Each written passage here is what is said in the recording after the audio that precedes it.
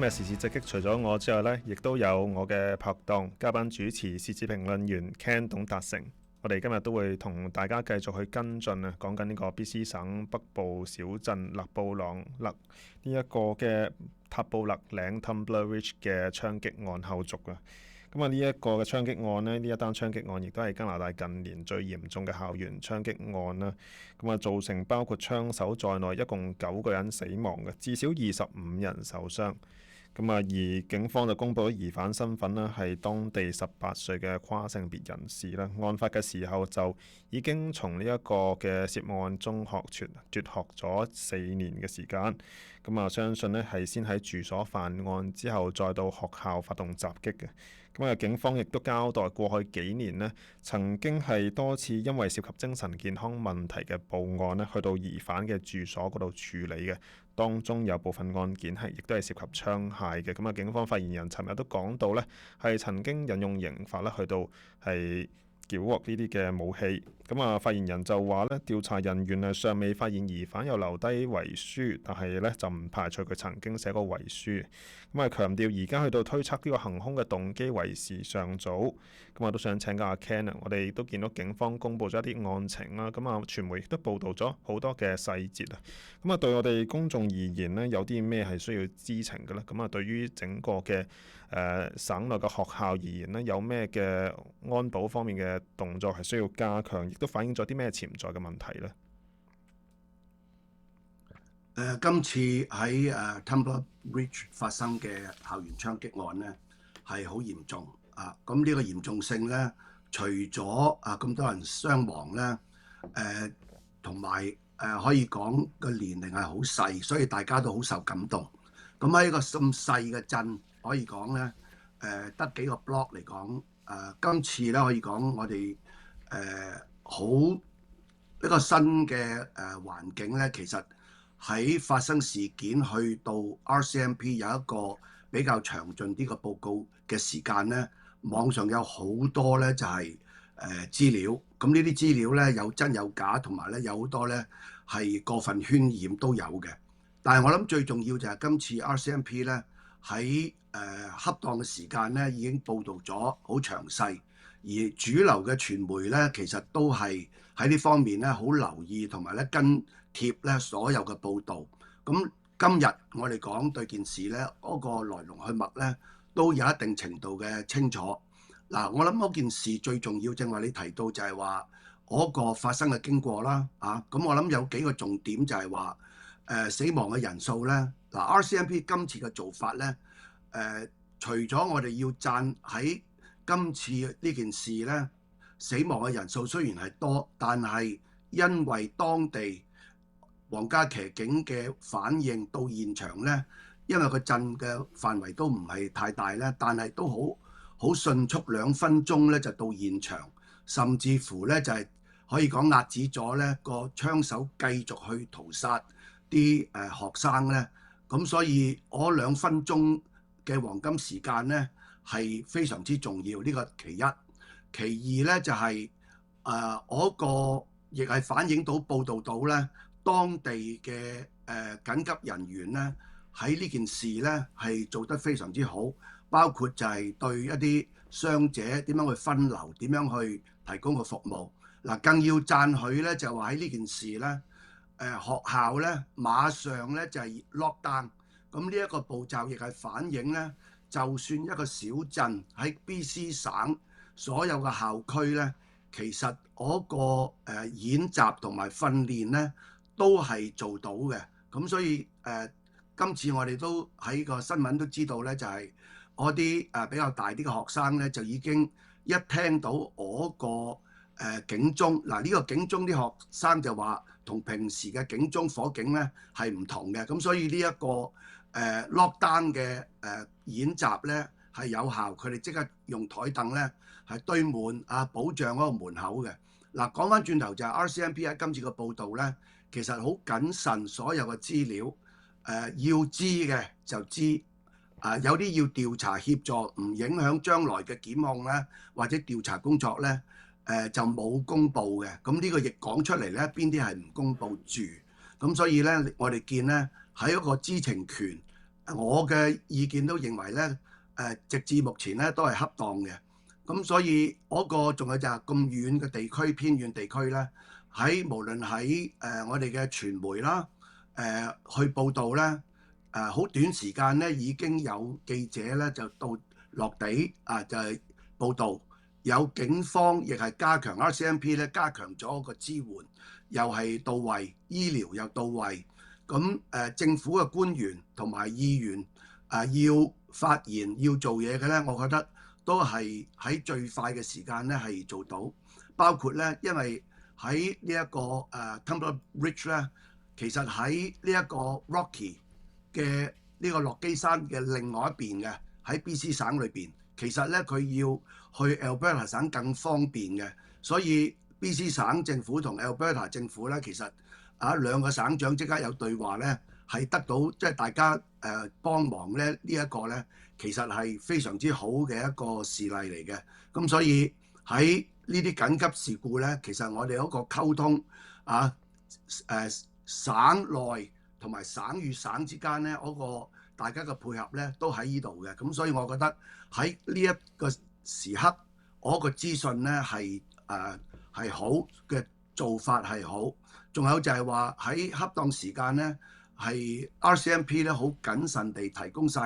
嘅資料咧，俾到我哋知情權咧，呢個都係重要嘅報導嚟嘅。咁我哋都喺呢兩日咧陸續留意到好多嘅同案件相關嘅細節，以及係咧係各部門處理嘅時候佢係相關嘅一啲細節啦。咁我哋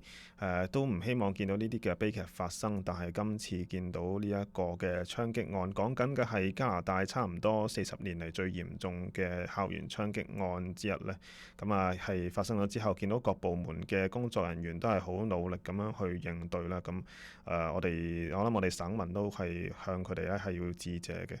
而係環球郵報等等嘅傳媒呢，尋日亦都係披露咗好多同槍手相關嘅一啲嘅細節啊。環球郵報報導就引述槍手嘅親友透露呢，呢個案中槍手生前係曾經接受呢個精神疾病嘅治療啊。講緊嘅係報導話疑犯喺2023年底呢已經曾經試過喺屋企縱火。又有親友話呢，疑犯喺2023年開始變性呢，在此之前冇耐已經開始出現一啲精神疾病嘅症狀。喺尋日嘅記者會上呢，警方嘅指揮官就強調呢，調查處於初步階段冇辦法斷言兇手佢嘅犯案動機。有傳媒就追問啦，警方係咪有刻意隱藏槍手嘅跨性別身份？警方指揮官就強調呢係冇隱瞞此事，係按照疑犯喺公開場合同埋社交媒體上選擇嘅身份嚟定義佢嘅性別啊。而傳媒亦都係關注呢疑犯嘅行兇動機呢會唔會同校園欺凌或者係性別轉變過程當中面對嘅困難有關呢？都想請教阿 Ken 啊，點解今次呢個疑犯佢嘅性別認同會成為咗各界關注一個焦點呢？喺當局喺處理相關嘅問題上呢，有冇一啲唔恰當嘅地方？今次皇家騎警咧有提到咧，就係涉嫌犯案呢一個人咧就係跨性別人士，有精神病有呢個屋企事故，警察到場有槍牌，有問題之後咧係沒收，同埋咧槍牌取消，跟住之後咧就係歸還翻俾佢。咁呢個過程咧喺公眾知情權咧，我覺得係恰當嘅。咁當然仲有就係話喺今次咧，當 RCMP 報告之前咧，其實網上嘅留言係非常之多，但係主流傳媒咧都係好斷言講到就係話好多資料咧未經證實咧就唔會報導。咁所以我哋覺得呢一個係非常之重要，因為喺一啲留言咧令到大家咧對呢件事嘅睇法完全唔同嘅。好啦，至於警方公佈嘅跨性別咧，其實呢個係重要嘅一個資訊。精神病係重要嘅資訊。喺我繼續講之前咧，其實喺正話我哋講到服務就係話，除咗我哋講 RCMP 嘅醫療咧，喺心理輔導咧，喺 BC 省馬上有社會工作者同埋心理輔導咧係嘅人員咧專業咧就係上到去 Tumbler Ridge 呢個地區咧就係協助嗰啲家庭同埋受害者嘅。咁倒翻轉就係話我哋嘅公眾其實對呢件事引起不安咧、心理咧，其實所以我哋嗰個所有嘅傳媒，包括我哋自己華人嘅傳媒咧，都要提醒我哋，假如受到呢件事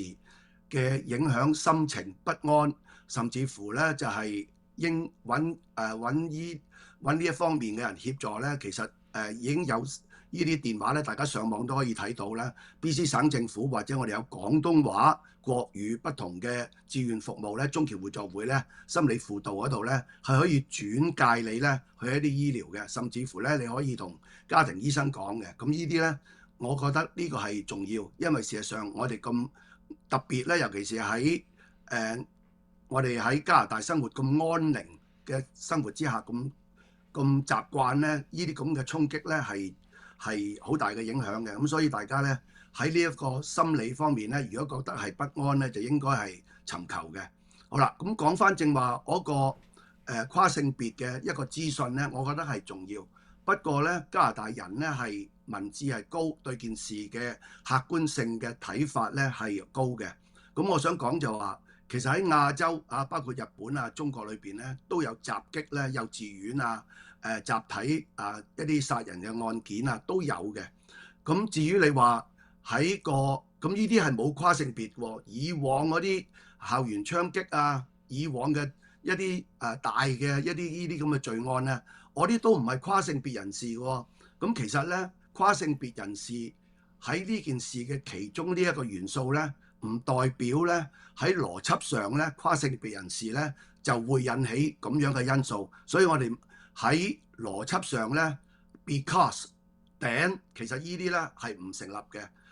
如果佢係跨性別人士，所以做出咁嘅行為，呢啲咁嘅邏輯性咧又係唔成立嘅。咁但係警察嘅對公眾知情權去講出嚟咧，我覺得都係恰當。但係我哋嘅處理方法、解讀嘅方法咧，就要咁解釋俾我哋嘅公眾聽。咁國家郵報嘅報導就話咧，係根據一啲數據咧，先前係講緊大規模槍擊事件呢，係有5名嘅跨性別人士係曾經係涉及呢啲大規模嘅槍擊事件，但美國當局已經表明啦，佢哋參與呢類事件嘅係比例上咧係唔夠總數嘅1/1000。咁正如阿 Ken 講到啦，其實各大傳媒都好關注嘅係喺呢一個嘅，例如係呢一個嘅疑犯，佢會唔會係因為變性過程當中面對嘅困難，導致一啲嘅問題出現呢？呢個相信都會喺後續討論當中，大家繼續關注嘅。稍後翻嚟繼續討論。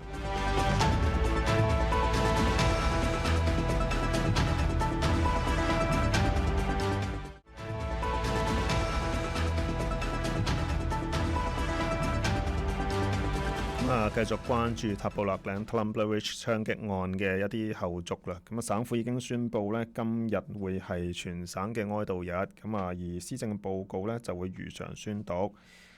省長尹大衛咧就尋日亦都有去到呢一個嘅塔布勒嶺 Tumbler Ridge 咧，係去到同受呢個槍擊案影響嘅民眾喺度見面同埋見傳媒嘅。而反對黨 BC 保守黨亦都係發表聲明，呼籲民眾咧係團結互助。都想請教阿 Ken， 今次呢一宗咁嚴重嘅事件，可以堪稱話本省史上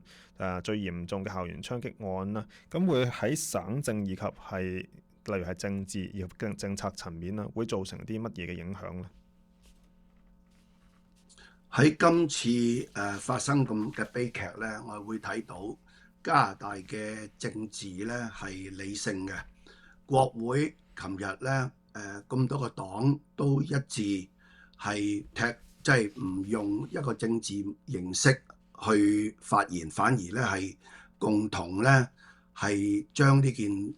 咁悲劇咧，大家咧就係非政治化咧去支持呢一個 Tumbler Ridge 嘅居民嘅受害者。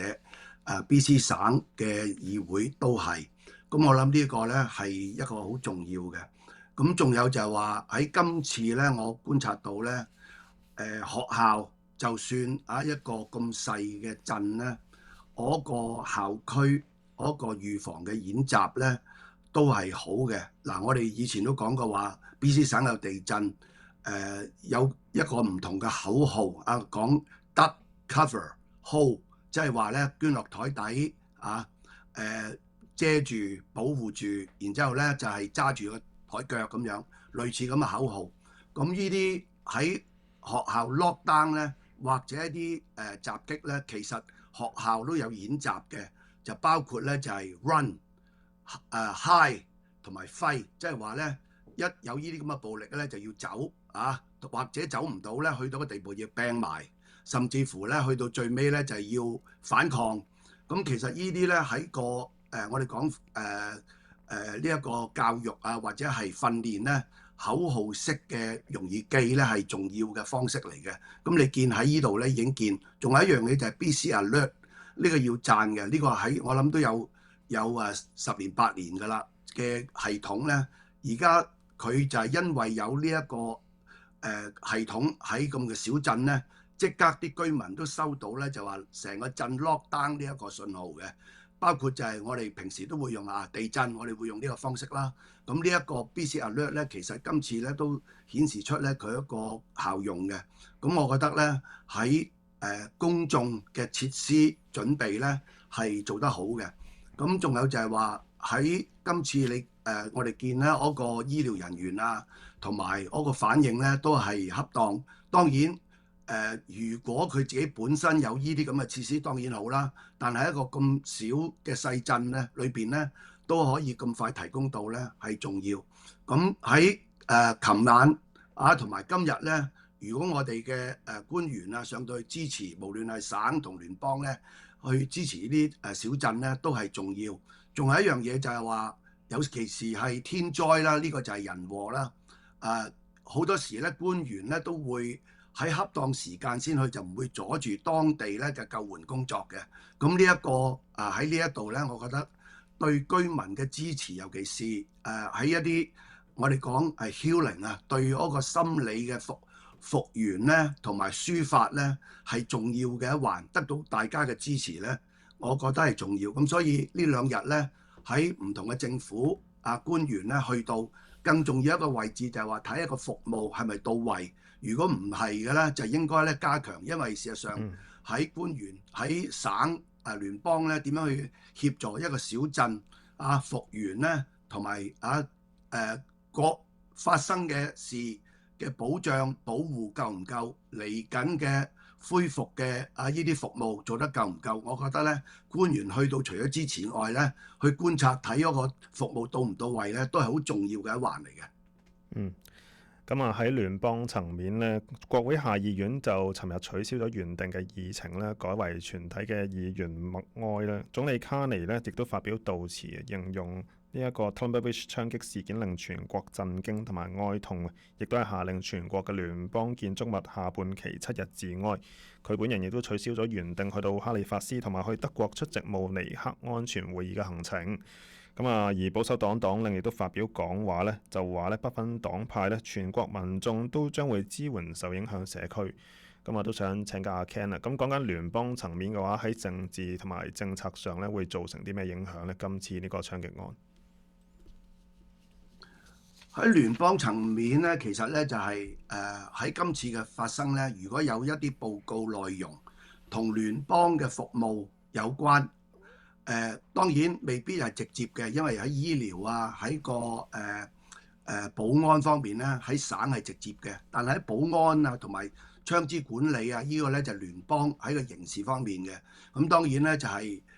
都係要留意到啦。但係我哋講到醫療咧，其實喺個3級政府嘅範疇咧，呢個係喺今次唔係直接係去反映，反而係間接反映，就係話喺省嘅醫療服務一啲同埋提供嘅長期服務夠唔夠咧？精神康復呢一類咧，都係我哋所講嘅。咁呢一個都係喺聯邦層面咧，需要係做到。咁所以仲有就係話 RCMP 喺一啲小鎮點樣提供到一啲治安安全嘅服務咧，其實都係今次咧嗰個係咪經得過考驗咧？我諗呢個都係重要嘅一環。咁當然喺 BC 省嚟講咧，我哋有咁多小鎮，同埋如果大家今次睇到咧，就係話我哋 BC 省內咧，其實有不同嘅地理環境咧，嗰個交通嗰個點樣連接咧，都係反映到咧點樣提供服務都係重要一環嚟嘅。咁所以我哋講Timber Ridge 啊、Dawson Creek 啊呢啲咧，其實喺我哋嘅省嘅收入咧，大家可能唔知，其實喺木材方面咧，同埋開礦咧，Timber Ridge 咧其實係開礦嘅，其中呢啲咧都係提供緊我哋 BC 省嘅稅收、加拿大嘅稅收嘅。但係個服務係咪真係提供到一個恰當嘅比例咧？呢個咧都係我哋其他地方咧值得去考慮，喺呢一啲基建點樣去提供到咧，俾當地嘅居民佢有貢獻啦，交咗啲稅收或者係一啲基建一啲出產啦，咁我哋係咪俾翻恰當嘅服務佢哋咧？其實呢啲咧都係喺不同嘅環境下咧，我哋睇到嘅。嗯。咁我哋尋日都見到啦，喺呢一個嘅 Tumber Ridge 當地咧，尋晚亦都係有一個嘅悼念活動嘅。咁啊，省長尹大維以及一啲嘅聯邦人物咧，都係有出席到嘅。咁啊，尹大維喺呢個悼念會上咧，亦都係表示咧，受害人都係一啲可愛嘅小朋友，喺充滿愛同歡樂嘅環境度返學嘅。但係如今呢，就有一啲嘅受害人呢，正要喺醫院嗰度同呢一個死神搏鬥，亦都有人呢係不幸喪生。咁啊，形容當地民眾展現咗堅韌不屈嘅精神，又話省府呢會盡力幫助當地。咁啊，而喺記者會上，尹大維都話呢，佢已經聽取咗皇家騎警專員有關警方同槍手接觸情況嘅彙報，亦都同呢個北部衛生局聯繫啊。咁啊，目前呢係有13名嘅醫護人員呢係去到呢個塔布勒嶺嘅。咁啊，強調呢希望盡一切努力去到了解事件嘅真相呢，最重要係防止呢一個悲劇係再次發生。咁我哋尋日亦都見到一啲嘅報道，例如加拿大廣播公司 CBC 嘅報道都提到啦，喺今次槍擊案發生之前呢，當地最為引人關注嘅問題呢，講緊就係原先呢一個嘅醫療資源不足嘅問題。都呢啲嘅問題呢，正如阿 Ken 剛才都提到啦，亦都涉及到省對於呢個嘅各地衛生部門佢哋嘅支持啦，同埋佢哋嘅管理啦，以及係例如聯邦對於各省嘅一個醫療方面嘅轉移支付啦。咁啊，而講緊治安嘅層面呢，亦都牽涉到槍械管制嘅問題啦。隨住案件更多嘅細節公諸於眾呢，相信呢今後會有更多關於醫療、關於精神健康同埋犯罪以及槍械問題相關嘅討論。咁我哋都會持續關注相關議題。